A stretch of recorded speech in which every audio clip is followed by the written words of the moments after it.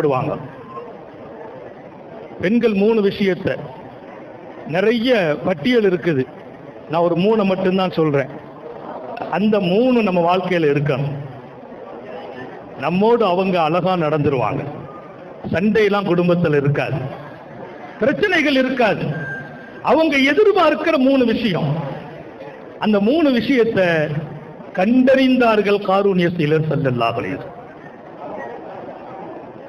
மனைவி விரும்புகிற காரியத்தில் நம்ம ஈடுபடணும் இல்லையா?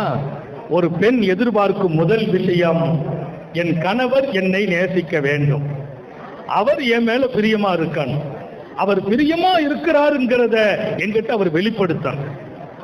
எனக்கு பிரியம் இருக்கும், அதை நான் மூடி மறைக்கிறது சுன்னத் இல்லை. பிரியத்தை வெளிப்படுத்தணும். அல்லாஹ் நம்ம எல்லாருக்கும் தௌஃபீக் செய்வானாக. எல்லாத்தையும் உள்ள எதிர்பார்ப்பு தான். ஆயிஷா நாயகியே கேட்டாங்க, நாயகமே என் பேர்ல நீங்க